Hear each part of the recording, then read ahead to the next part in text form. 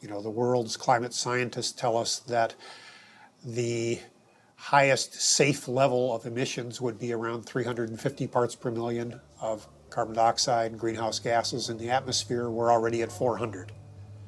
They tell us that the sort of safest we could hope to do without having perilous implications as far as drought, famine, human conflict, major species extinction would be about a 2 degrees Celsius increase in temperature. We're rapidly approaching that, and with all the built-in carbon dioxide that's already in the atmosphere, we're easily going to exceed that. So on our watch, we are facing the next major extinction of species on the Earth that we haven't seen since the time of the dinosaurs disappearing. When whole countries go underwater because of sea level rise, when whole countries find that there's so much drought that they can't feed their population, and as a result they need to desperately migrate to another country or invade another country, we're going to have climate wars in the future. And what about livestock and animal agriculture? Well, what about it?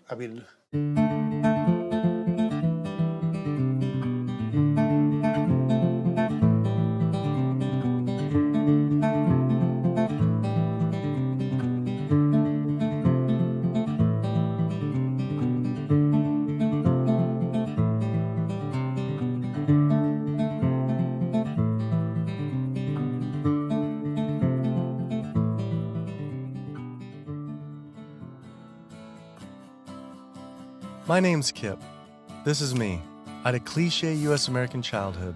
My mom was a teacher, my dad was in the military, and I have one sister. I played all the sports growing up, but I always loved the outdoors and camping. Life was simple, not a care in the world. And then this guy showed up. Like so many of us, I saw his film An Inconvenient Truth about the impacts of global warming, and it scared the emojis out of me. In Al Gore's film, he describes how our Earth is in peril. Climate change stands to affect all life on this planet. From monster storms, raging wildfires, record droughts, ice caps melting, acidification of the oceans, to entire countries going underwater. That could all be caused by humans' demands on the Earth. With scientists warning unless we take drastic measures to correct our environmental footprint, our time on this planet may be limited to only 50 more years. I wanted to do everything I could to help. I made up my mind right then and there to change how I lived and to do whatever I possibly could to find a way for all of us to live together, in balance with the planet sustainably forever. I started to do all the things Al told us to do. I became an OCE, Obsessive Compulsive Environmentalist. I separated the trash and recycling. I composted, changed all the light bulbs, took short showers, turned the water off when I brushed my teeth, turned off lights when leaving a room, and rode my bike instead of driving everywhere. But as the years went by, it seemed as if things were getting worse. I had to wonder, with all the continuing ecological crisis facing the planet, even if every single one of us adopted these conservation habits, was this really going to be enough to save the world? It just seemed that there was something more to the story. I thought I was doing everything I could to help the planet. But then, with one friend's post, everything changed. The post sent me to a report online published by the United Nations stating that cows produce more greenhouse gases than the entire transportation sector. This means that raising cattle produces more greenhouse gases than all cars, trucks, trains, boats, planes combined, 13% compared to 18% for livestock. This is because cows produce a substantial amount of methane from their digestive process. Methane gas from livestock is 25 to 100 times more destructive than carbon dioxide from vehicles. Here, I'd been riding my bike everywhere to help reduce emissions, but it turns out there's more to climate change than just fossil fuels. I started doing more research. The UN, along with other agencies, reported that not only did livestock play a major role in global warming, it is also the leading cause of resource consumption and environmental degradation destroying the planet today. How is it possible I wasn't aware of this? I thought this information would be plastered everywhere in the environmental community. I went to the nation's largest environmental organizations' websites, 350.org, Greenpeace, Sierra Club, Climate Reality, Rainforest Action Network, Amazon Watch, and was shocked to see they had virtually nothing on animal agriculture. What was going on? Why would they not have this information on there? It seemed the main focus for many of these groups was natural gas and oil production, with fracking being the latest hot issue due to water usage and contamination. Hydraulic fracturing for natural gas uses an incredible amount of water. A staggering 100 billion gallons of water is used every year in the United States. But when I compared this with animal agriculture, raising livestock just in the US consumes 34 trillion gallons of water. And it turns out the methane emissions from both industries are nearly equal. Living in California, a state plagued by drought and water shortages, water use is a major concern for many of us. The average Californian uses about 1,500 gallons per person per day. About half of that is related to the consumption of meat and dairy products. So meat and dairy products are incredibly water intensive, in part because the animals are using very water intensive grains. That's what they eat. And so all of the water embedded in the grain and that the animal eats essentially is considered part of the virtual water footprint of that product. I found out that 1/4 pound hamburger requires over 660 gallons of water to produce. Here I've been taking these short showers trying to save water, and to find out just eating one hamburger is the equivalent of showering 2 entire months. So much attention is given to lowering our home water use, yet domestic water use is only 5% of what is consumed in the US versus 55% for animal agriculture. That's because it takes upwards of 2,500 gallons of water to produce 1 pound of beef. I went on the government's Department of Water Resources Save Our Water campaign, where it outlines behavior changes to help conserve our water, like using low-flow shower heads, efficient toilets, water-saving appliances, and fixed leaky faucets and sprinkler heads, but nothing about animal agriculture.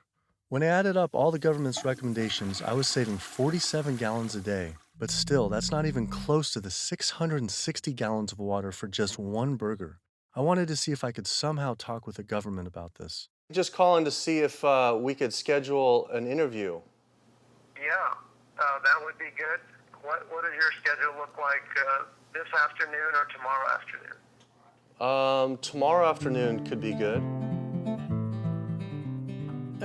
For the urban environment, there are a lot of things that can be done. Indoor, using low-flow shower heads, low-flow faucets, efficient toilets, efficient water using appliances. All those are really good areas that can help quite a lot. But the biggest water savings is from outdoors. We have to be mindful of the way we use water. We have to use it as efficiently as possible. We have to protect its quality, and we have to be good stewards of the environment that depend on water. And checking the sprinklers. A lot of time we get a lot of leaks and broken sprinklers and things like that wastes water. And those are the areas that there's a lot of room for conservation. It kept on coming up. A lot was of animal agriculture. Can you comment on that at all, about how much that plays a role in water consumption and pollution?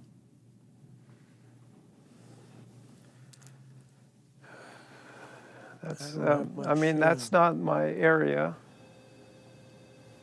There's one study that found that 1 pound of beef, 2,500 gallons of water. Yeah. Yeah.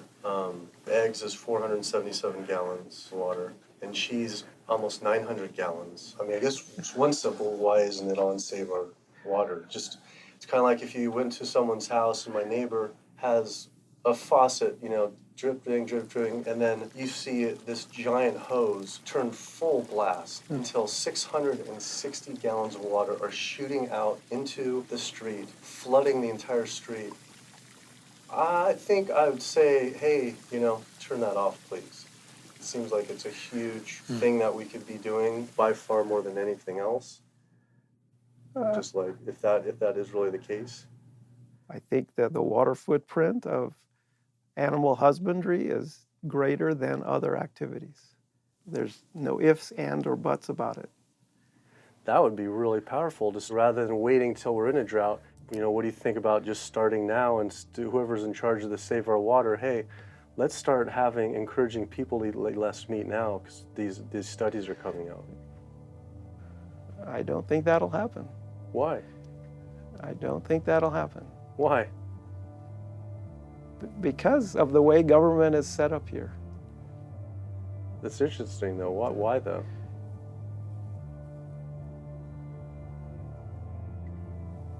One is water management, and the other one is behavior change. Behavior of taking showers and not watering your lawn and doing all that, that's behavior. Yeah. Wow. Clearly, the government did not want to talk about this issue. Their inability to answer, along with the environmental organization's silence on the topic of animal agriculture, made it seem something more was going on. I started doing more investigating on the impacts of livestock and found out this situation was actually worse than I had thought. In 2009, 2 advisors from the World Bank released an analysis on human-induced greenhouse gases, finding that animal agriculture was responsible not for 18%, as the UN stated, but was actually 51% of all greenhouse gases. 51%. Yet all we hear about is burning fossil fuels. This devastating figure is due to clear-cutting rainforests for grazing, respiration, and all the waste animals produced. This makes animal agriculture the #1 contributor to human-caused climate change. But not only that, I found out raising animals for food consumes 1/3 of all the planet's fresh water, occupies up to 45% of the Earth's land, is responsible for up to 91% of Amazon destruction, is a leading cause of species extinction, ocean dead zones, and habitat destruction. Yet, the world's largest environmental groups that are supposed to be saving our world didn't mention this anywhere. I had to speak with environmental organizations to find out why they weren't addressing this issue. I sent off dozens of emails, made call after call, spent hours on hold. Days became weeks and weeks became months, and for some reason, no one wanted to talk to me about this. So bizarre. I supported these organizations for so long and now was met with silence. I was, however, able to connect with a handful of environmental authors and advocates that were willing to address this issue. I took my old trusty van, Super Blue, out of retirement and hit the road.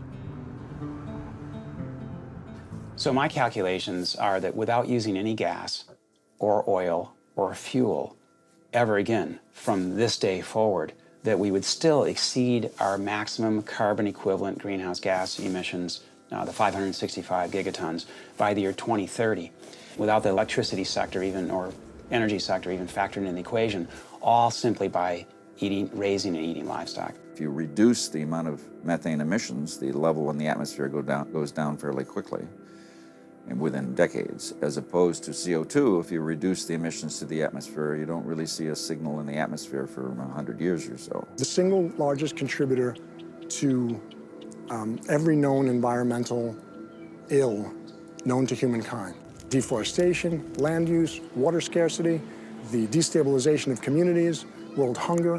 The list doesn't stop. It's an environmental disaster that's being ignored by the very people who should be championing. Free-living animals made up, 10,000 years ago, made up 99% of the biomass. And human beings, we only made up 1% of the biomass. Today, only 10,000 years later, which is really just a fraction of time, we human beings and the animals that we own as property make up 98% of the biomass. And wild, free-living animals make up only 2%. We've basically completely stolen the world, the earth, from free-living animals to use for ourselves and our cows and pigs and chickens and factory farmed fish. And the oceans have been even more devastated. Concerned researchers of the loss of species agree that the primary cause of loss of species on our Earth that we're witnessing is due to overgrazing and habitat loss from livestock production on land and by overfishing, which I call fishing, in our oceans. And we're in the middle of the largest mass extinction of species in 65 million years. The rainforest is being cut down at the rate of an acre per second. And the driving force behind all of this is animal agriculture, cutting down the forest to graze animals and to grow soybeans, genetically engineered soybeans to feed to the cows and pigs and chickens and factory farmed fish. 91% of the loss of rainforest in the Amazon area thus far to date, 91% that's been destroyed, is due to raising livestock. The leading cause of environmental destruction is animal agriculture. I just couldn't understand why the world's largest environmental organizations were not addressing this when their entire mission is to help protect the environment. But that's the thing too, is they say, use less coal, ride your bike. What about, eat less meat? Yeah. I think they focus grouped it and it's a political loser. In terms of, because they're membership organizations, a lot of them. They're looking to maximize the number of people making contributions, and if they get identified as being anti-meat or challenging people on their everyday habits, that's something that's so dear to people that it will hurt with their fundraising. They do not want to address the primary driving cause of environmental devastation, which is animal agriculture, because they're businesses and they want to make sure that they have a reliable source of funding. I went invited to a meeting with Al Gore and some years ago now, and made these methane arguments, and he was really pushed back. And that's just his argument. It's hard enough to get people to think about CO2. Don't confuse them.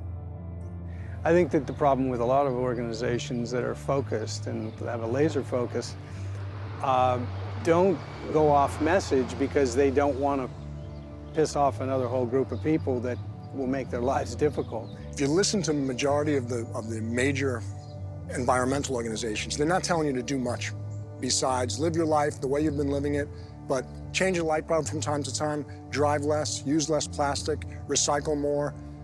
It's better for their fundraising and better for their profile to create a victim and perpetrator sort of plot line. It's like when we talk about the fact that when we have a dysfunctional family and the father is an alcoholic, that's the one thing no one talks about. Everybody goes around that, and yet it's the one thing that's causing the devastation in the relationships in the family, because no one wants to talk about it. How could these organizations not know? I mean, the issue is right in front of them. It's unmistakable at this point. And just like these organizations, they're falling over themselves to show the general public that climate change is human-caused. And in doing so, they completely fail to see what's right in front of them, that animal agriculture, raising and killing animals for food, is really what's killing the planet.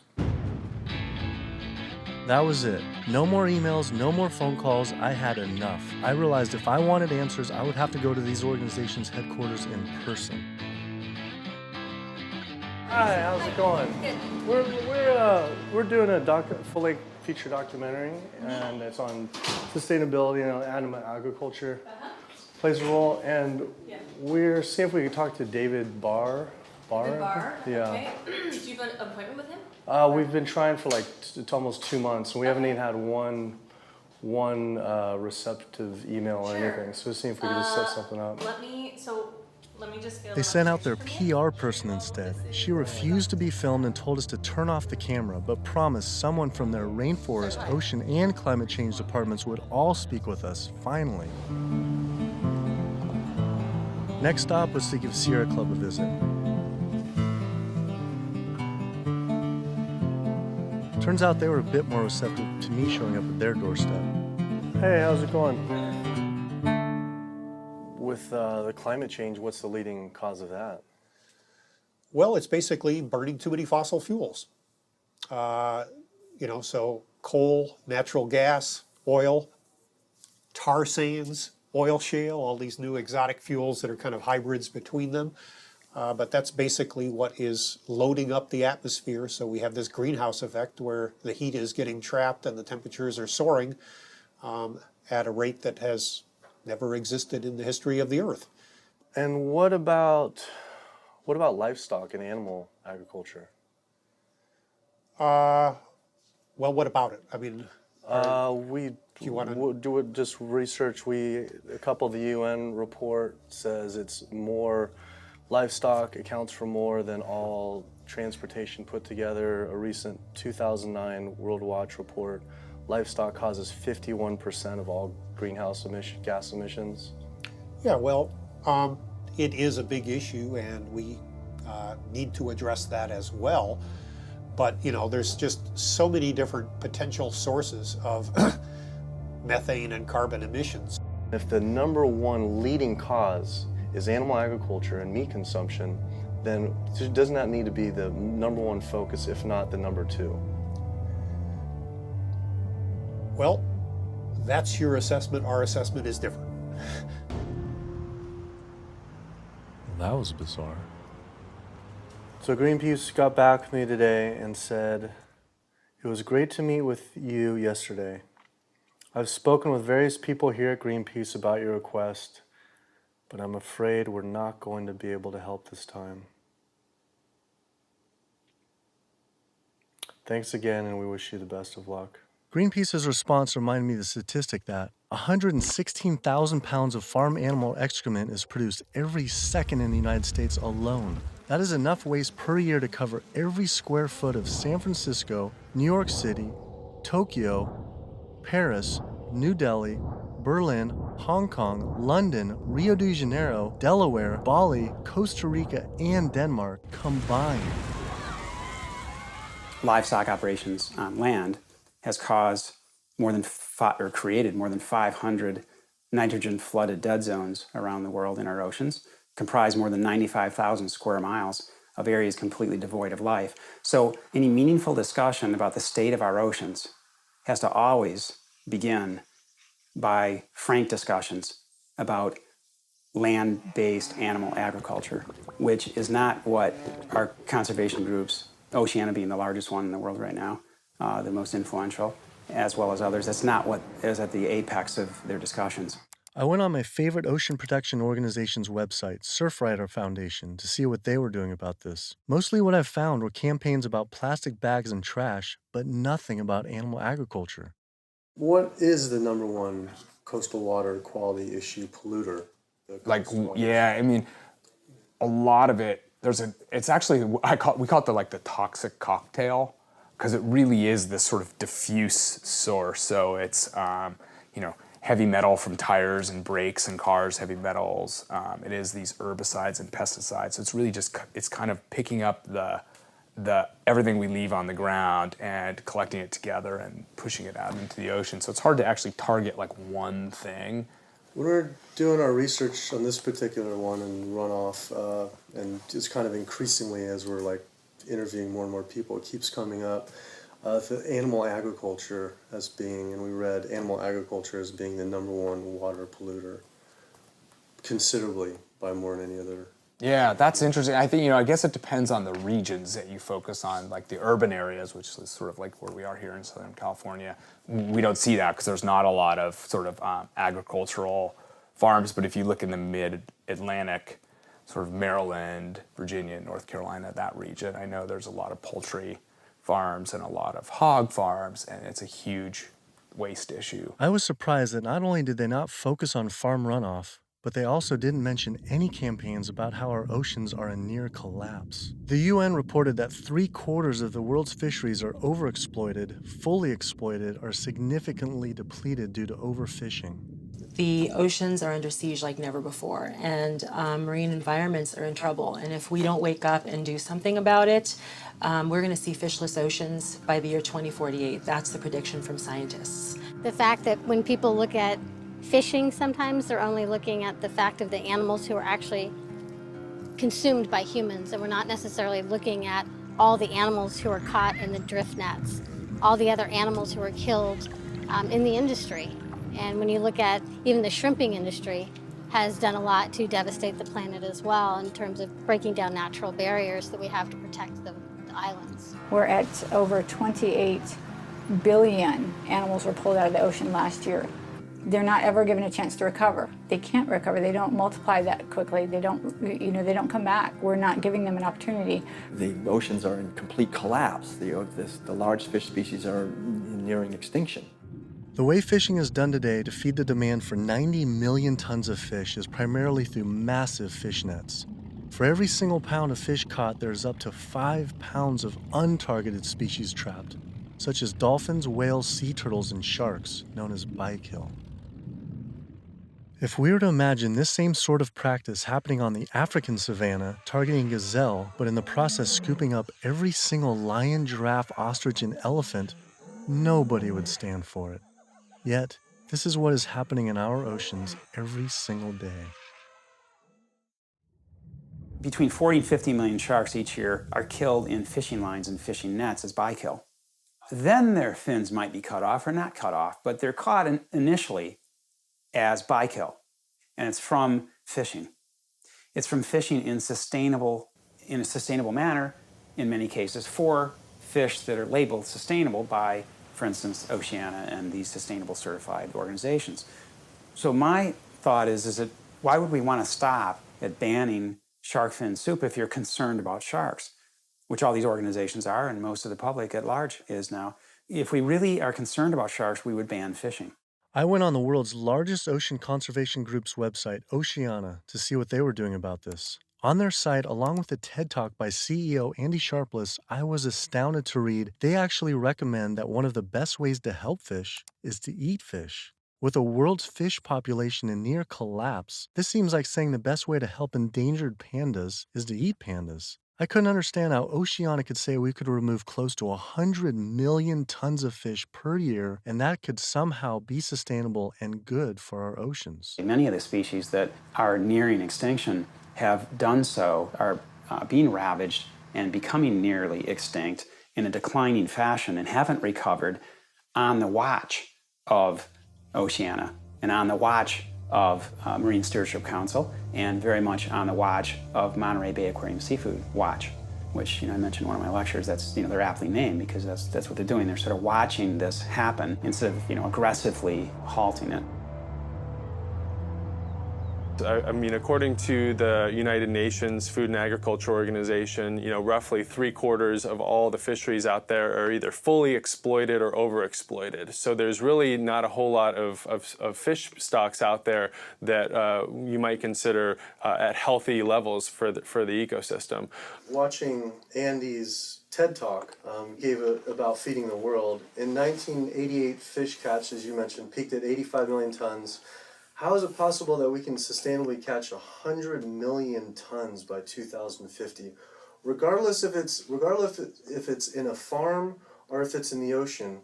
If for every pound of fish you're taking out, you're essentially taking out 5 pounds of wild fish, no matter whether it's a pond or it's in the ocean. How can that be sustainable?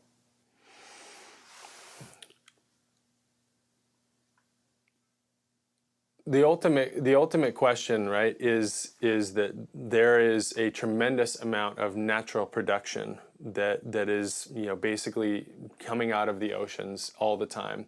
So we have a massive amount of upwelling from our ocean conveyor belt that's bringing up ancient 1,000-year-old nutrients, and our ecosystems are turning that into fish. Yes, they're eating each other, and you're losing some of that production every step up in the food chain, but you get more every year. You can fish and take some out, and next year there will be more.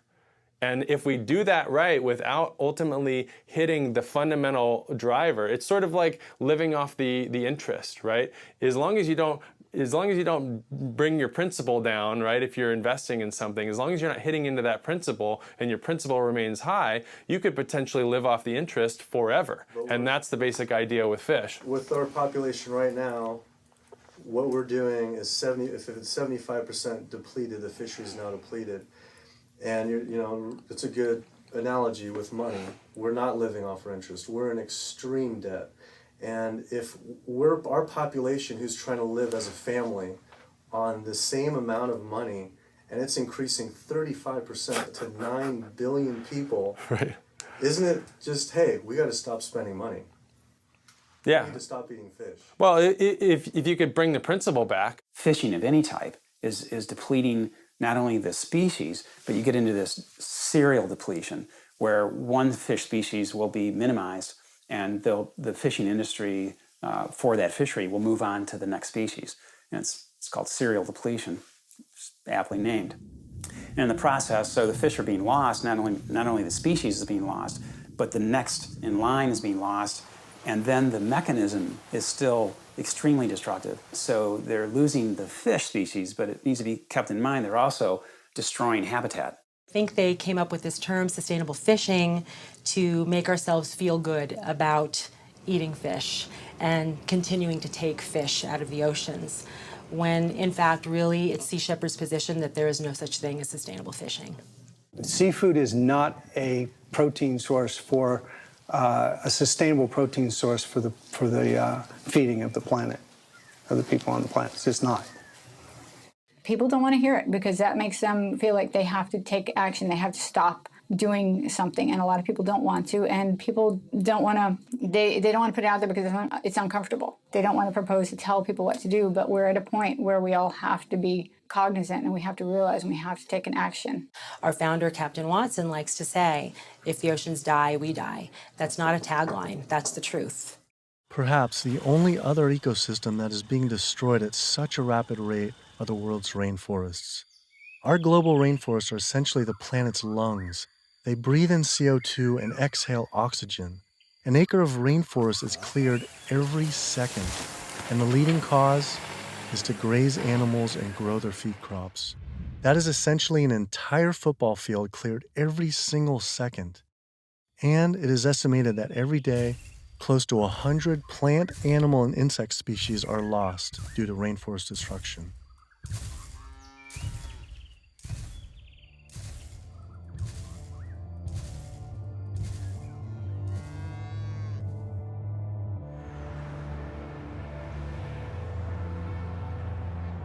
What is the leading cause, absolute leading cause of rainforest destruction? Human intervention into rainforests is the leading cause. And so it's either for logging or it's for agribusiness. And that's when you're looking at the top global drivers, it will vary a bit by the rainforest that you're talking about. But the way that we're choosing to use these natural resources on a large industrial scale is the leading driver. When I went on Rainforest Action Network's website, I couldn't believe I didn't see anything about cattle. But I did see they had a large campaign against palm oil. Palm oil plantations are causing tremendous deforestation in the Indonesian rainforest. It is estimated that palm oil is responsible for 26 million acres being cleared. Though, compared to livestock and their feed crops, they were responsible for 136 million acres of rainforest lost to date. But on their website, I was shocked to find cattle was not included as one of their 4 main key issues. Instead, they focused on palm, pulp and paper, coal, and tar sands. How could they not have the leading cause of rainforest destruction? I had to wonder, why focus on fossil fuels and not cattle? Is it more fossil fuels or is it more animal agriculture? I don't know why we would ever do a one or the other. I'm just wondering, what more is it? I don't necessarily know what it is.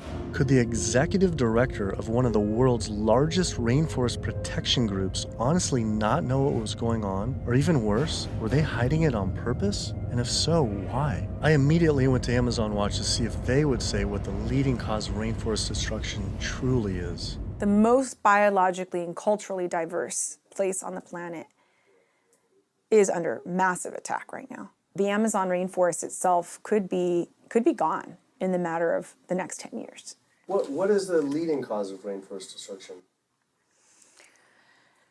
The leading cause of rainforest destruction, I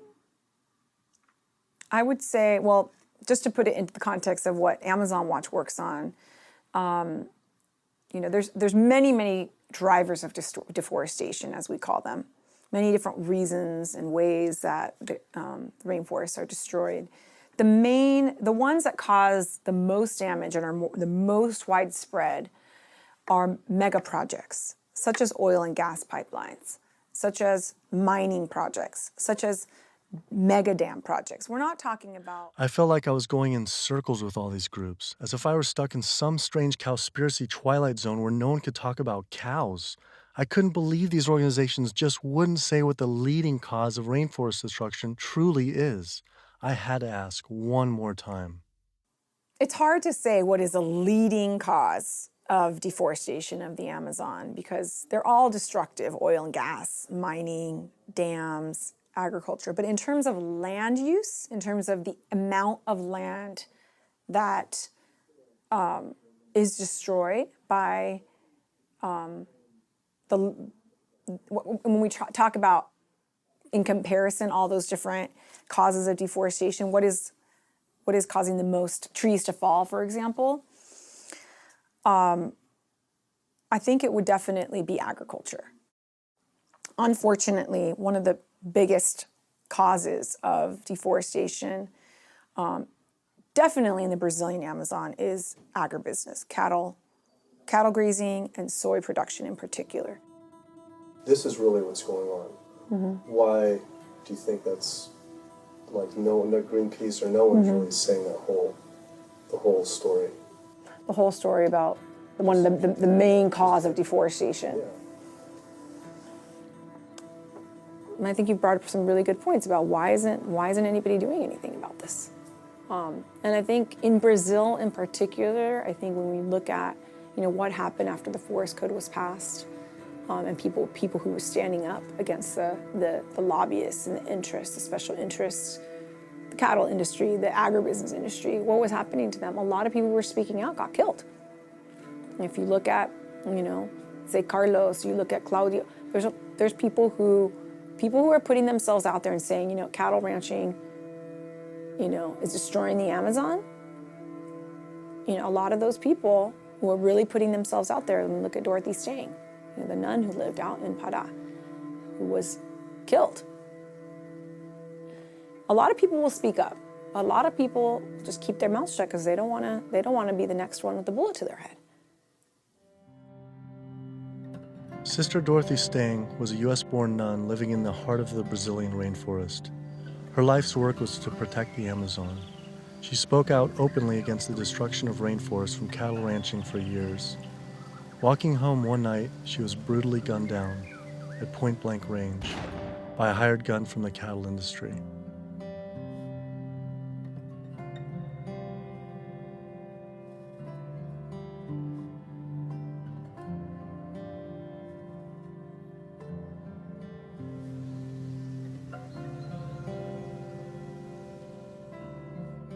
After Greenpeace's initial denial for an interview, I wrote again, begging they reconsider. Greenpeace got back again and said again, I'm afraid we've explored the options here in terms of helping you and are not going to be able to be involved this time. You mentioned you were also speaking to Oceana. I'm sure they'll be able to give you some great quotes about ocean-related issues. Thanks again for thinking of us. Unbelievable. With Greenpeace unwilling to be interviewed, I had to find a different avenue for answers. There's something really fishy going on over there. Fortunately, I found a former Greenpeace board of director who now speaks openly about the industry. Environmental organizations, like other organizations, are not telling you the truth about what the world needs from us as a species. It's so frustrating when the information is right before their eyes. It's documented in peer-reviewed papers and journals. It's there for everybody to see, but the environmental organizations are refusing to act. Nowhere do you find in their policies, and nowhere do you find in the Greenpeace mission that diet is important, that animal agriculture is the problem. They are refusing, like other environmental organizations, to look at the issue. The environmental community is failing us, and they're failing ecosystems. And it's so frustrating to see them do this. NRDC, the Earth's best defense. All right, so here they actually do have a few things on animal agriculture. The leading cause of environmental degradation is too much pollution and too many engines churning too fast in too many places around the globe. Lately, in 2009, a World Watch report that livestock causes 51% of greenhouse gas emissions, and transportation is around 13%, and then the low end, the UN was around 18 to 30, which is more than all transportation, all put together. Internationally or nationally? Yeah, I think energy production and transportation are still major sources. So I think, I guess I'm not going to comment on that because I'm not familiar with those numbers. So it's, don't quote me on this, but that's cow farts. That's what, I think what that is. I think that's cow farts.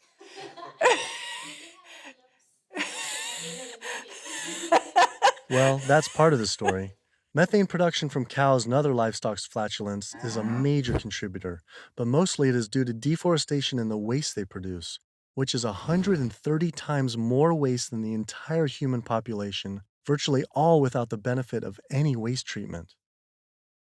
NRDC absolutely, as I said, has a big food program. In fact, we just, every year we do the Growing Green Awards, and we recognize food innovators. And this last year, one of the awardees was a sustainable pork producer, actually, that doesn't use any antibiotics, and also the antibiotic use that industrial food production in the United States uses right now. Is, we're giving the majority of antibiotics in the United States are administered to healthy livestock.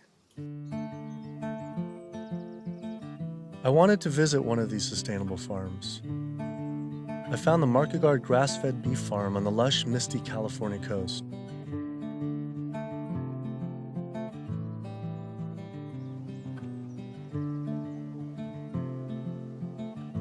I met Eric and Donegal Markegard and their 4 children.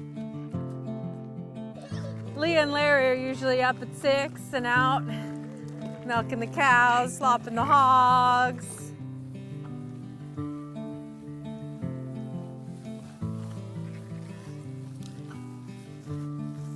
Altogether, we graze about 4,500 acres.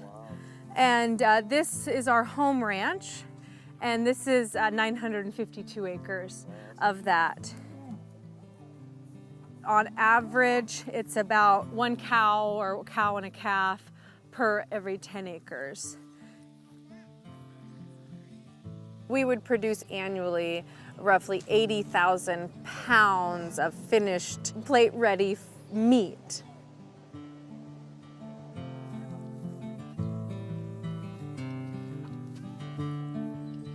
We keep about 10 pigs in roughly a 50-acre area, and we move them around in 10-acre pastures. Some people think that pigs are dirty and gross, but I really like them. They know people, and they'll be friends and really nice. And they could be like your best friend, or could be like your sister. See? They know you when you get to know them. I mean, I shouldn't be bonding, but you have to have nice pigs. Why shouldn't you bond with them? Well, because they're gonna turn into bacon. Oh. But these pigs are about 7 months old now. So these bigger ones are getting ready to be killed. Those 2 smaller ones there, they could grow up a few more months. I love animals, and that's why I'm in the meat business. It's what more of society needs to see, is that packaged piece of meat is a living animal, living and breathing creature that, yeah, it's hard. It's hard.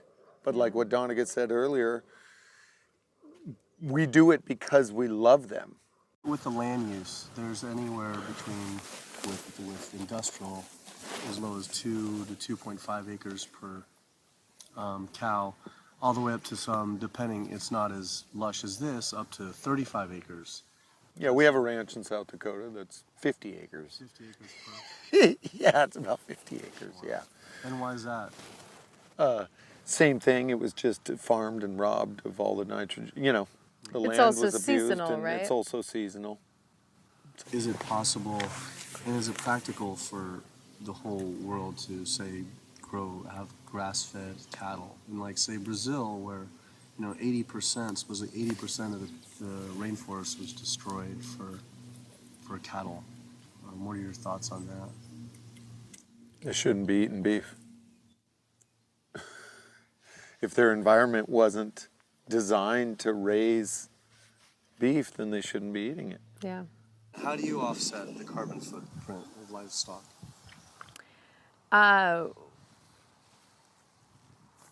We don't feel like livestock have a carbon footprint. I left there feeling confused. And as far as grass-fed beef not having a carbon footprint, it actually sounded like it could make sense until I added up the numbers on land use and population. If we were to use the market guard model of raising animals, which requires 4,500 acres producing 80,000 pounds of meat, the average American eats 209 pounds of meat per year. If that was all grass-fed beef, only 382 people could be fed on their land. That equates to 11.7 acres per person times 314 million Americans, which equals 3.7 billion acres of grazing land. Unfortunately, there are only 1.9 billion acres in the U.S.'s lower 48 states. Currently, nearly half of all United States land is already dedicated to animal agriculture. If we were to switch over to grass-fed beef, it would require clearing every square inch of the United States, up into Canada, all of Central America, and well into South America. And this is just to feed the United States' demand on meat. But that figure doesn't even take into consideration that much of that land isn't suited to graze livestock. We would have to convert all mountain ranges to grassland, clear ancient forests and national parks to grazing, and demolish every city just to make room to graze cows. Just like Brazil, the United States isn't suited to meet the demands for meat. It takes 23 months for a grass-fed animal to grow to the size and age that it's slaughtered, whereas a grain-fed takes 15 months. So that's an additional 8 months of water use, land use, feed, waste, and in terms of a carbon footprint, it's a huge difference. Turns out, due to land use, grass-fed beef is more unsustainable than even factory farming. I had to come to terms with the fact there was no way to sustainably raise enough animals to feed the world's current demand on meat, and had my doubts on dairy as well. But I did want to talk with a premier organic dairy company to see if they believed their product was sustainable for the world's population. It requires a lot of inputs to produce milk. The feed, the water, the land, it does. And it may not be practical to expect that there can be enough dairy production produced in a sustainable way to feed the entire world. I just don't think that that's necessarily a given. I think it's maybe too much to expect that the world can be fed with dairy in a sustainable way. I don't know the answer, but common sense would say that's a long shot. I was shocked to hear such an honest answer. If this is what the dairy's CEO would say, I wonder what the farmer would claim. Based on their marketing, it seemed their farms were an oasis for cows.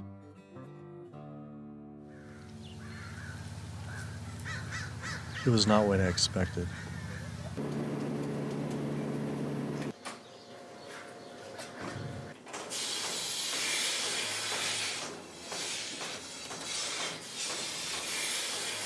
Typically, a cow will eat 140 to 150 pounds of feed a day. 40 to 50 pounds of feed every day. And then she's also going to drink between 30 and 40 gallons of water.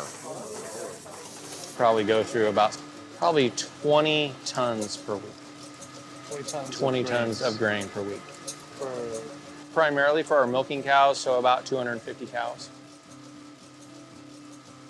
Yeah, so the biggest part of sustainability to me, the number one thing on the list should be profitability. So how the process completely works from start to finish is the cow needs to have a baby in order to give milk. And so she'll have her baby. That baby's going to stay with the mother for at least 2 days. The babies will go off to our calf raising facility, so they have an individual hutch that they'll be raised in. Since we're a dairy, it's only the girl cows that give us milk.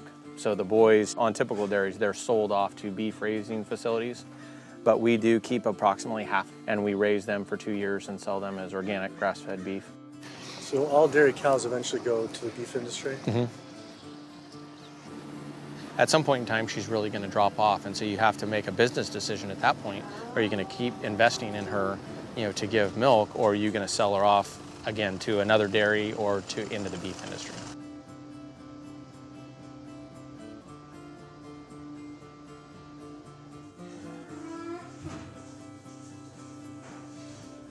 There's very few places on this planet that have this type of environment. But the demand on dairy-based protein in the world is only going to increase. And there's not enough land on the planet to do this type of dairying around the world. It's just the environment is not going to be that way. The land's not there. So I guess on a global scale, a conclusion would be dairy is not sustainable.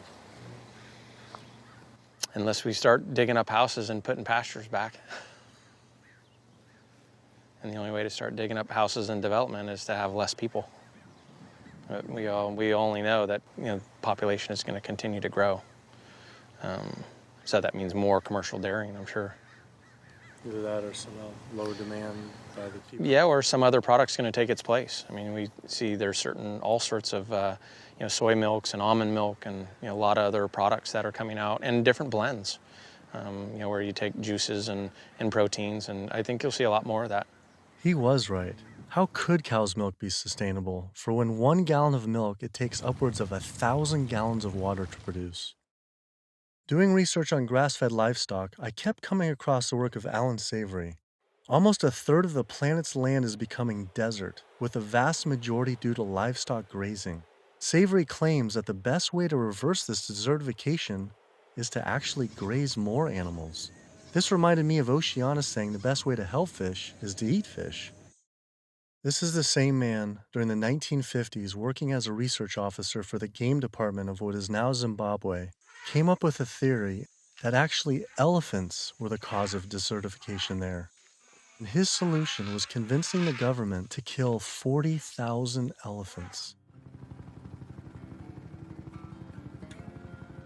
Yet, after 14 years of relentless slaughter, the conditions only got worse. His theory was wrong.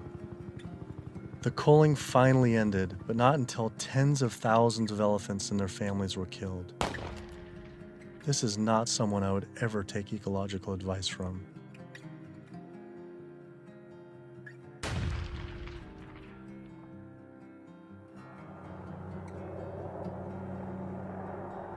It turns out the cattle industry is having the same effect on wildlife in the United States.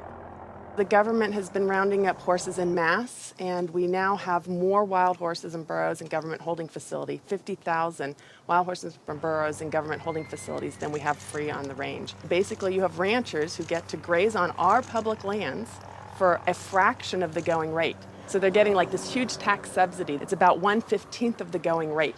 And what the Bureau of Land Management has to do is say how much forage and water is on the land, and then they divvy it up. They give so much to the cows, so much to wildlife, and so much to the wild horses and burros. And what we see is the lion's share of the forage and water is going to the livestock industry. And then they scapegoat the horses and burros and say, oh, there are too many horses and burros, let's remove them. I always tell people that wild horses and burros are just one of the victims of the management of our public lands for livestock, because we also see the predator killing going on. We know wolves are now being targeted by ranchers to get rid of wolves. USDA has aircraft, and all they do is aerial gunning of predators. So all a rancher does is call up and say, I've got a coyote here. They'll come over and they'll shoot the coyote, or they'll shoot the mountain lion, or they'll shoot the bobcat. And this is all for ranching. In Washington State, after cattle were found to be attacked on public lands where they were grazing under permit, Washington State decided to kill the entire wedge pack of wolves. And those wolves were not introduced. They had in-migrated from Canada, but they're no longer there. It starts at the local level with the Bureau of Land Management, but then it goes all the way to Congress. And we see Congress sitting there willing to allow this type of mismanagement of our public lands to continue. It is the insistence of and the lobbying power of the animal agriculture industry that continues to see wolves killed, continues to see an insistence that predators be maintained at a low level that does not benefit ecosystems. I've seen so many pieces of land, I've looked at so many environmental assessments from the Bureau of Land Management where they say the rangelands are not meeting standards. And they say straight up, livestock grazing is a cause for not meeting range standards, and yet they will continue to allow livestock grazing. They're at the very core of making sure that cougars are treed by hounds, and that wolf packs are run down, and that hunting seasons are opened up year-round, and that traps are set so that they can suffer. If anyone cares about wild horses and wildlife and public lands and the environment, you can't ignore the livestock, the impact, the negative impact that livestock grazing is having on our public lands on the west. I've added up the costs of animal food production that the producers don't actually bear themselves. These are the hidden costs or the externalized costs that they impose on society. And those are in categories like healthcare, environmental damage, subsidies, damage to fisheries, and even cruelty. If you take those externalized costs, which are about $414 billion, if the meat and dairy industries were required to internalize those costs, if they had to bear those costs themselves, the costs of the retail prices of meat and dairy would skyrocket. So a $5 carton of eggs would go to $13. A $4 Big Mac would go to $11. The problem with these externalized costs being imposed on society is that whether you eat meat or not, whether you're an omnivore or an herbivore, you are paying part of the costs of somebody else's consumption. So that when somebody goes into a McDonald's and buys a Big Mac for $4, there's another $7 of costs that's imposed on society. I'm paying that. You're paying that, whether you eat meat or not. When you really look at who's benefiting and who's lobbied for this system of agriculture, it's the largest food producers in the country and the largest meat producers. And once they become so large and wealthy, then they can dictate the federal policies around producing food because they have so much political power. Was this why Al Gore, even during his vice presidency, never addressed the issue of animal agriculture and failed to talk about it in his film, An Inconvenient Truth, or his organization, the Climate Reality Project? Was this truth just too inconvenient for even him? I felt let down by the man who inspired me on this entire path. I knew I needed to talk to an animal agriculture lobby group to see what they had to say. If they could silence the government, are they influencing and possibly have connections to these environmental groups as well? Animal Agriculture Alliance, one of the biggest livestock lobby groups in America, has agreed to an interview. Greenpeace won't give us an interview, but Animal Agriculture Alliance has agreed to an interview. Now that is saying something. People hear the word GMOs and that's a really scary term, and again, I think agriculture has kind of struggled to explain what that means, but in reality, what we've done is to use technology to make advancements in how we raise crops and how we raise animals. We're not going to feed the world, going back to how it was 100 years ago where all the animals were, pasture fed. We didn't just move animals inside and just implement these large vertically integrated systems because of sustainability. It certainly reduces the environmental impact while improving animal well-being and food safety. So they're saying that animals like it just as much being inside, say the chickens and the cows like being just as much inside as pasture grass-fed? In a lot of cases, it's been a significant improvement in their well-being, just in terms of the amount of care they can get, individualized care. Does the meat and dairy industry ever support or donate to environmental nonprofits? I don't know that I would want to comment on that. Yeah, I don't know. I don't know that we would know what they donate to or don't donate to. Does meat and dairy industry ever support or donate to, say, Greenpeace? Again, I don't know that I would feel comfortable. Hey, sorry we didn't get back to you earlier. I have some bad news. Unfortunately, we are no longer able to fund your film project.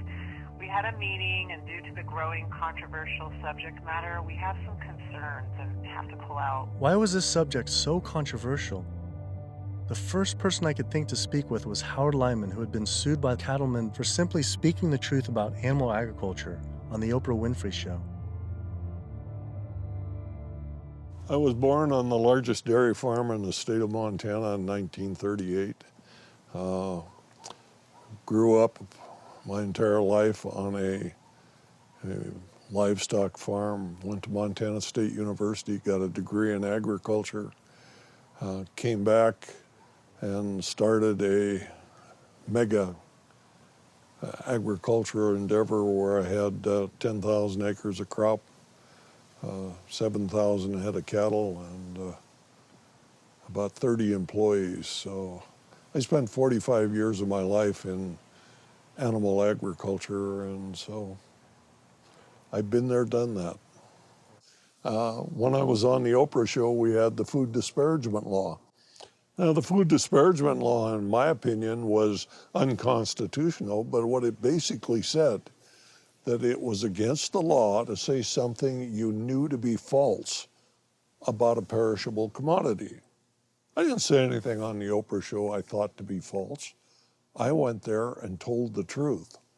Now, it took 5 years and hundreds of thousands of dollars to end up extricating myself from the suits from the cattle industry. But if I was to go on the Oprah show today, say exactly the same thing today that I said back then, I would be guilty. And for me, when they were talking about the food disparagement law, it was the fact of whether I told the truth or not. You can go today and tell the truth, and you will be guilty, because if you cause a disruption in the profits of the animal industry, you're guilty under the Patriot Act. Do you think there should be any concern of us making this documentary? Of course. If you don't realize right now that you're putting your neck on the chopping block, you know, you better take that camera and throw it away. The animal agriculture industry is one of the most powerful industries on the planet. I think most people in this country are aware of the influence of money and industry on politics, and we really see that clearly on display with this industry in particular. Most people would be shocked to learn that animal rights and environmental activists are the #1 domestic terrorism threat, according to the FBI. And why is that? It's a difficult question to answer, why these groups are at the top of the FBI's priorities. I think a big part of it is that they, more than really any other social movements today, are directly threatening corporate profits. You know, when we try to find out how factory farms and how animal agriculture is polluting the environment, they try to claim exemptions to that information, either under national security terms or public safety, trademark issues, business. It's a business secret. We've seen all these attempts to keep people in the dark about what they're actually doing. You know, one of the largest industries on the planet with the biggest environmental impact, trying to keep us in the dark about how it's operating. Through the Freedom of Information Act, we obtained documents from the Counterterrorism Unit that show they were monitoring my lectures, media interviews like this one, my website, my book. Are we at risk filming this and showing it? You're going up against people that have massive legal resources. I mean, it's just overwhelming, the amount of money at their disposal, and you have nothing. And I think that fear is a big part of the tactic as well. Will was right. I was scared. When I learned about the activists being killed in Brazil, I was disturbed, but I felt removed. But to learn about American activists and journalists being targeted by the industry and FBI, my funding being dropped, I was genuinely worried, and it hit close to home. Was this why no one was willing to talk about the issue? I decided to take precautionary measures with all the footage I shot.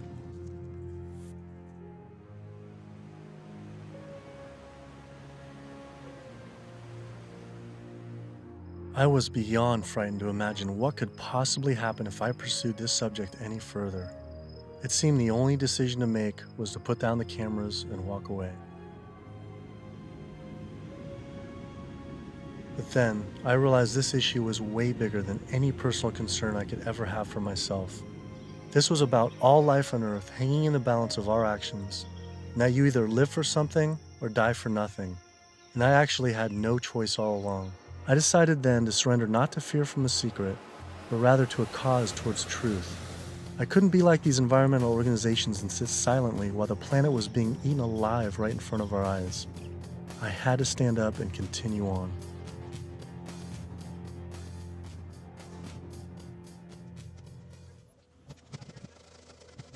Some people would say the problem isn't really animal agriculture, but actually human overpopulation.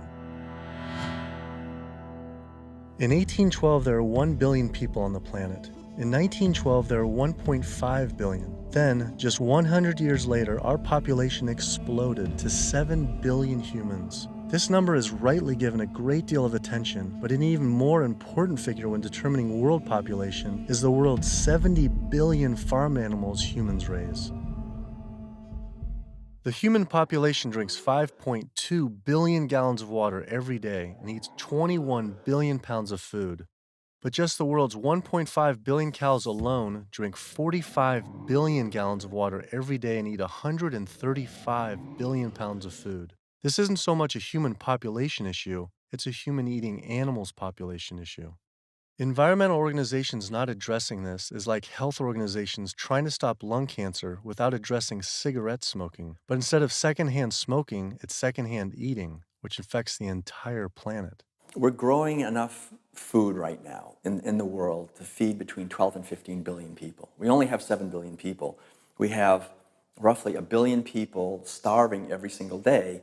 Worldwide, 50% of the grain and legumes that we're growing, we're feeding to animals.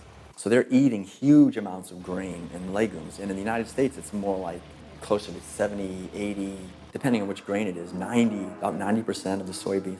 82% of the world's starving children live in countries where food is fed to animals in the livestock systems that are then killed and eaten by more well-off individuals in developed countries such as the US, UK, and in Europe. The fact of it is that we could feed every human being on the planet today an adequate diet if we did no more than take the feed that we are feeding to animals and actually turn it into food for humans. And so somebody trying to justify GMOs, that's like trying to give a drowning man a drink of water. You can produce, on average, 15 times more protein from plant-based sources than from meat on any given area of land, whether it's using the same type of land, whether it's a very fertile area in one area of the world or it's an area that's depleted. If we would reduce the amount of meat we're eating and dairy and eggs, we could allow all these monocropped fields of genetically engineered corn and soybeans to revert back to forest again, to be habitat for animals. You know, anytime somebody tells you that we can't grow food for humans on the land that we're growing feed for animals, this is somebody that is smoking the #1 crop out of California. The fact of it is, if you can grow corn to stuff down the throat of an animal, you can actually grow corn and feed it to a human. You encourage people to eat less meat and for the tremendous resources required and the toll on the environment. And on the animals. And on the animals. And the workers in the system. And it's a brutal system at every level. As the world population continues to grow to almost 9 billion people, do you foresee someday that we might just completely have to stop eating meat altogether? I don't know that we'll completely stop. I think that the amount of meat eaten will decline. There's no way to support 9 ounces per person per day, which is what Americans are eating now. If the Chinese alone decide they want to eat that much, and they've decided they want to eat that much, we just can't. We don't have enough world to produce the grain to generate that much meat. I think a plant-based diet is the most sustainable. But what do you recommend for 9 billion people can eat for the planet to not only sustain but to thrive? Would you throw out a number like an ounce, 1 ounce? Per meat? And including dairy, I don't think I don't know enough. But yeah, it would be on the order of a couple ounces a week. It's not going to be the way we're eating it now. We're gorging on meat. We're eating huge amounts. And does that include cheese too? Yeah. Ounces total? Cheese and milk. 2 ounces a week. Only 2 ounces a week seem like nothing. People could probably raise that in their own backyard. Maybe backyard farming was a sustainable solution. I have 42 ducks. I started off with 3 ducks 3 years ago, and then those burdened into a population. I buy a 75-pound bag of seed, and that seed bag will last me right now about 2 weeks. The ducks now that we're going to be culling are about 2 years old. When you're living with them, they get used to you. They're not intimidated or whatever, and so they make all their vocal sounds like natural. Go down. Easy, easy, easy, easy. Okay. Now we're gonna keep you. Run. These two go first. Being smart-wise, compared to a chicken, they're probably the same.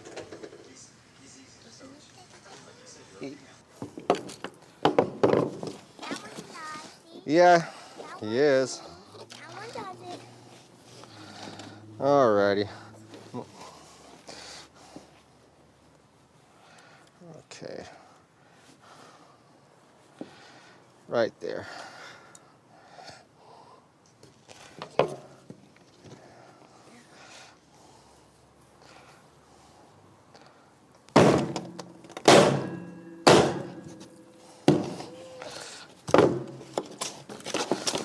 That's going to be a little gruesome. Hmm? How could that still be alive? They're not. That's nerves, a nerve reaction.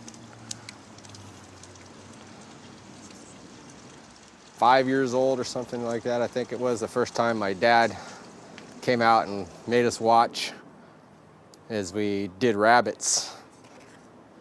And we'd raise probably a couple dozen rabbits each year. And then we would take those rabbits and skin them and clean them up and keep them for food. As a young kid, I was kind of, I don't want to say it was hard, but it was kind of from my memory.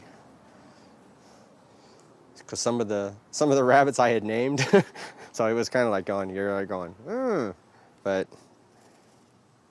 after doing it a couple of times, you kind of just learn it's just something that has to be done.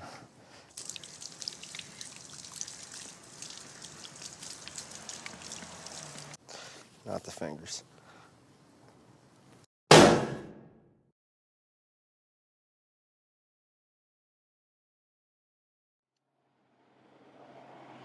just can't do it. I don't think I could have someone else do it for me. If I can't do it, I don't want someone else doing it for me. And then sustainability, for sustainability, 75 pounds is 2 pounds per, so it's a pound per week per duck. 52 weeks, 110, so it's 110 pounds of food for 1 to 1.5 pound of meat. So on a sustainability issue, it's 100 to 1. And that grain gets, who knows where that grain comes from. But I mean, when it gets to this point, it's not even about sustainability. It was just, I don't feel real good inside. It's the first time I've ever seen that. So, kind of, yeah. I'd been so caught up in the destruction caused by animal agriculture, I realized I'd never truly dwelled on the obvious reality that every one of these animals was killed. It was always a disconnected, abstract fact of eating meat, but when it became personal, face to face, the story changed.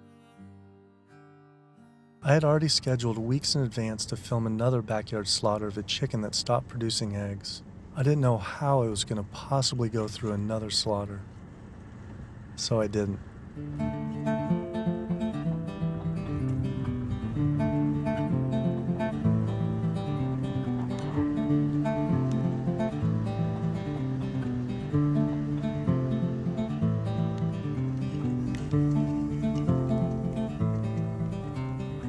Animal Place is a farm animal sanctuary in Northern California that focuses on rescuing animals from the animal agriculture industry. A lot of people don't realize that meat breed chickens, like this guy behind us, they're generally slaughtered at about 42 days old, whereas chickens that are bred for egg production are killed when their productivity starts to decrease, when they start laying less eggs. And that generally happens about 18 months to 20 months. It doesn't matter if you buy caged eggs, eggs from hens on cage-free farms or free-range farms or pasture-based farms. Hi, Carol. It doesn't matter. It turns out there's a successful movement of sustainable animal alternative food producers based right here in California, funded by big names like Bill Gates and Biz Stone. When you imagine all those egg-laying hens eating all that soy and all that corn, you have an energy conversion ratio at about 38 to 1. Whereas alternatively, you can find plants. And you can grow those plants and you can convert those plants into food. And the energy conversion ratio for the plants that we're using to replace the eggs is about 2 to 1 compared to 38 to 1 for eggs. So our explicit goal is to have the maximum amount of impact by creating this new model that makes the global egg industry entirely obsolete. We're making the Omega products and proving that we can make better tasting food that's great for you, and it takes 1/20th of the land and resources that dairy do. If I could tell you that you could have the fiber structure of meat, the satiating bite of meat, the protein, and all the nutritional benefits of meat without actually having animal protein itself. And by doing that, you could address climate change. You could address the human health epidemics that we're seeing. You could address animal welfare, and you could address natural resource conservation. Would you make the change? But what if people just ate less animal products, like going meatless on Mondays? When you go meatless on Monday, if you ascribe to that campaign, you're essentially contributing to climate change, pollution, depletion of our planet's resources, and your own health, then on only 6 days of the week instead of 7. You're creating a false justification, clearly a false sense of justification for what you're doing on those other 6 days of the week. So in other words, we really shouldn't be resting on our laurels of what you do right only 1/7 of the time. You can't be an environmentalist and eat animal products, period. Kid yourself if you want. If you want to feed your addiction, so be it. But don't call yourself an environmentalist. I knew I had to stop eating all animal products. I wanted to help the planet be sustainable, but I needed to sustain myself. I had doubts about being healthy and not eating meat, dairy, and eggs. All I knew was a standard American diet I grew up on. Is it even possible to be a healthy vegetarian or vegan? Is it possible to be a healthy vegetarian or vegan? I became vegan for, 32 years ago now, and I run several miles every day. I go biking 40, 50 miles through the countryside. I work long hours. I feel great. It's nice waking up in a light, trim body every day. And so many of my vegan friends and patients, are just, they're thriving since their transition to a vegan diet. So yes, and I've seen vegan moms go through healthy vegan pregnancies and deliver healthy vegan children and raise them into tall, full-size, intelligent vegan adults. And yes, certainly all the nutrients are there in the plant kingdom to do this. That is correct. Think anyone should be consuming dairy? I really don't. When you think about it, the purpose of cow's milk, I did most of my growing up on a dairy farm in Wisconsin. The purpose of cow's milk is to turn a 65-pound calf into a 400-pound cow as rapidly as possible. Cow's milk is baby calf growth fluid. That's what the stuff is. Everything in that white liquid, the hormones, the lipids, the proteins, the sodium, the growth factors, the IGF, every one of those is meant to blow that calf up to a great big cow, or it wouldn't be there. And whether you pour it on your cereal as a liquid, whether you clot it into yogurt, whether you it into cheese, whether you freeze it into ice cream, it's baby calf growth fluid. And women eat it, and it stimulates their tissues, and it gives women breast lumps. It makes the uterus get big, and they get fibroids, and they bleed, and they get hysterectomies, and they need mammograms, and gives guys man boobs. Cow's milk is the lactation secretions of a large bovine mammal who just had a baby. It's for baby calves. I tell my patients, go look in the mirror. Do you have big ears? Do you have a tail? Are you a baby calf? If you're not, don't be eating baby calf growth fluid in any level. There's nothing in it people need. It was a relief to hear I didn't have to eat any animal products to be healthy and even thrive, but I still thought you needed animal manure to grow organic agriculture. It turns out there's an entire movement with people growing food without any animal inputs. I visited Earthworks Urban Farm in Detroit, where they are working with and growing food for the low-income community. We tend to see ourselves as individuals in a bubble, and forget that we inhabit this land and this earth with other creatures. And so we have to learn how to share more, I guess. Josh here is working on his garden. You'll be surprised what you can do with what seems to be not a lot of space. About a 4x8. Yeah. What's your goal this year? How much do you think you can maximize that? I would push for 100 at least. 100 pounds. At least. That's amazing. So. The one full year after this was constructed, we doubled our yield to over 14,000 pounds of food. 14,000 pounds on Yeah. about how many acres? About 2.5. So as much food as we produce and we grow, or the earth helps us grow, is we also have to return those nutrients back to the soil. So we like to think of our work as being regenerative, that we're putting as much life-giving substance in the ground as we're taking out. So just kind of healthier and safer to use vegetarian or vegetable composting and stuff? Yeah, that's what we found. But also because it takes less time and it's a lot easier to manage. A lot easier, yeah. Yeah. And the soil's just as rich? No. Yeah, absolutely. Not only is it the organic more compassionate, it's also more efficient. And in a society with this many billions of people, we need to be as efficient as possible. Some people might go back and say if we embrace this primitive approach of only wild animals everywhere and we go back to like a hunter-gatherer system, that sounds great. But that was 10 million people on the entire continent. Maybe a little bit more, a little bit less, no one really knows. Today, now, we have what? We have 320 million in the US, 25 million in Canada, another 100 and so many million in Mexico. So North America is up to almost 450 million people. Trying to figure out a way to bring animal agriculture in balance with 450 million hungry people is impossible. This is amazing. I didn't believe it when I first learned it, but 216,000 more people are born to the planet every day. Every day. It's extraordinary. But what's really extraordinary is you need, per day, 34,000 new acres of farmable land. It's not happening. To feed a person on an all plant-based vegan diet for a year requires just 1/6 of an acre of land. To feed that same person on a vegetarian diet that includes eggs and dairy requires 3 times as much land. To feed an average U.S. citizen's high-consumption diet of meat, dairy, and eggs requires 18 times as much land. This is because you can produce 37,000 pounds of vegetables on 1.5 acres, but only 375 pounds of meat on that same plot of land.